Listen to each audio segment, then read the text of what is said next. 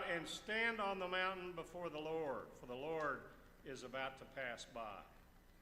Rather than a comforting word, God commands Elijah to leave the cave and to bear witness to a manifestation of divine glory. Elijah is invited to encounter the divine. And that's when earth, wind, and fire show up. Not that band of years ago, but the elemental forces. See it through Elijah's eye. He's awestruck by all of these elemental forces. Yet his need is to experience the deep theophany, the manifestation of divine glory, which is the sound of sheer silence. After the spectacle of mighty wind, shattering earthquake, raging fire, there comes a sound of sheer silence.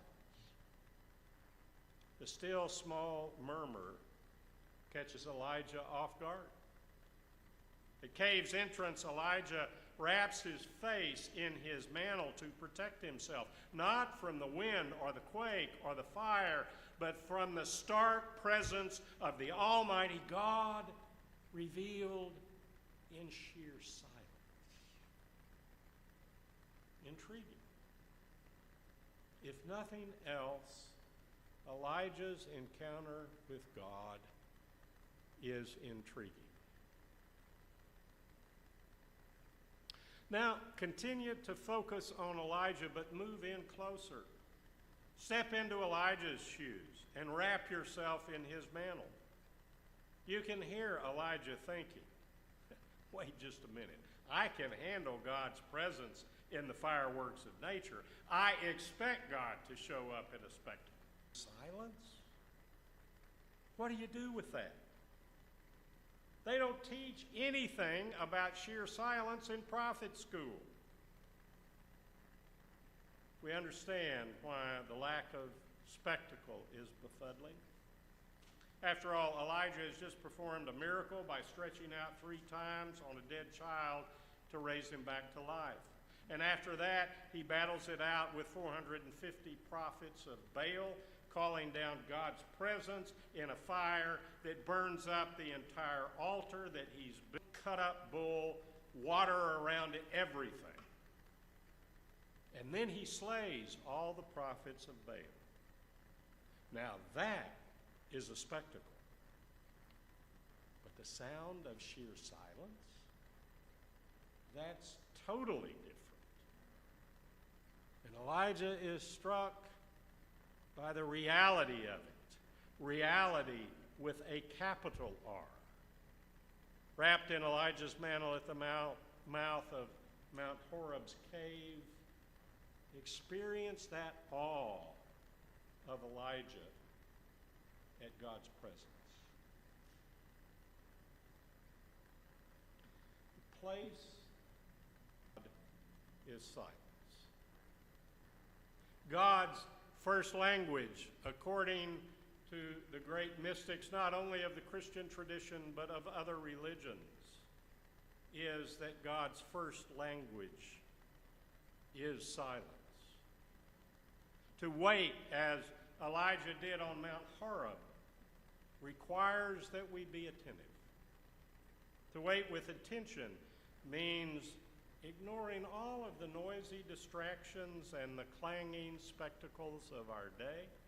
God can be found right where we are in ordinary time and space, if we but wait attentively. As the desert monastic fathers and mothers of Egypt advised, go to your cell, and your cell will teach you everything. The problem is that we resist silence.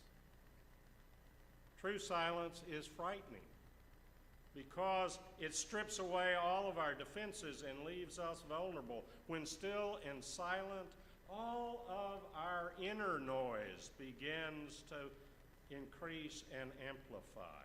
Our inner voices chirp away like a bush that's full of chattering magpies. All trivial things that have been left undone, or things done that we ought not to have done, they all begin to chirp away. Those demonic voices twitter away most incessantly in our set-aside quiet times. Distracting thoughts assail. Pick up the dry cleaning. Return Jack's phone call. Take the chicken out of the freezer. Change the light bulb in the utility room. Or maybe, because we're so gifted at avoidance, we humans don't even get to the prayer of silent attentiveness. Someone has called it the pencil sharpening syndrome, when you feel that urge to dust the bookshelves and bundle the papers for recycling and tidying up the desk before settling down to wait on God in silence. And then somehow you never finish all of those tasks and settle down in silence with God. We do resist silence. Yet Elijah's story is clear. Silence is the place of encounter with God. Thought experiment. Perhaps Elijah's story has a great deal to tell the entire church. Maybe Elijah's close encounter of the silent kind speaks to the entire community of faith, pointing out something vital about how we as church live out the faith.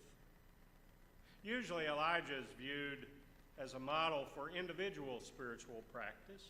His encounter with God in silence is seen as a prime example of apophatic prayer, prayer that seeks to move beyond images and thoughts and words to simply rest in the incomprehensibility, the mystery of God. While Elijah shines as an example for practice, perhaps there's an additional way to view his example. Maybe this close encounter of a silent kind speaks every bit as much to how we practice the faith as a community, as church. Elijah's story calls congregations to cultivate a space in which people are seek an encounter with thine. Let that call bounce around in your imagination for a moment. How might the church be a space that strips away our compulsive need for constant activity?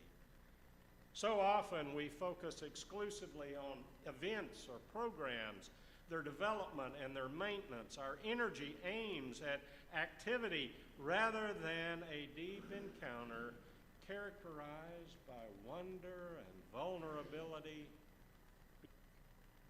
When it comes to the practice of our faith, how might the church seek first to cultivate spaces of divine encounter rather than develop programs? What might that look like? Prompting a thought experiment, Elijah's story raises questions for us.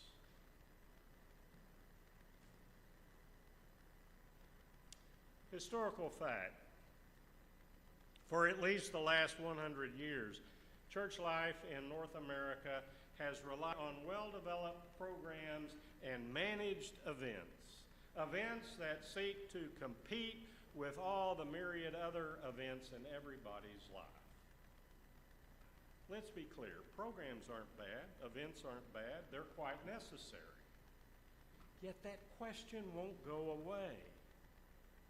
Won't approach to being church. What if there's another way of inviting people into spaces of deep listening and conversation that doesn't depend on ceaseless activity?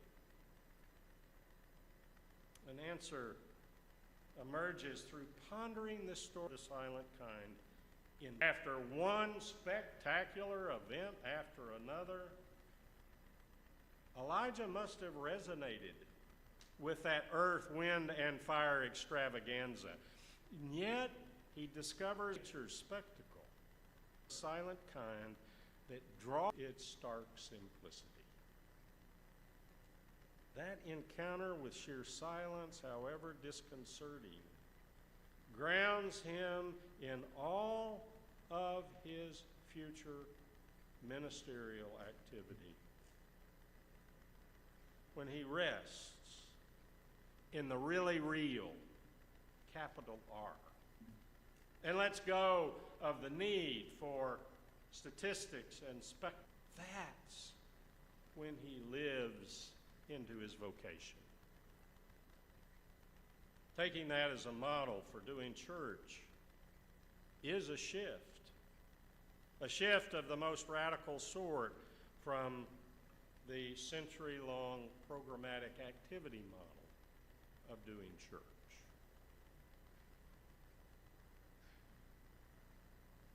At the end of the day, we're left with a question.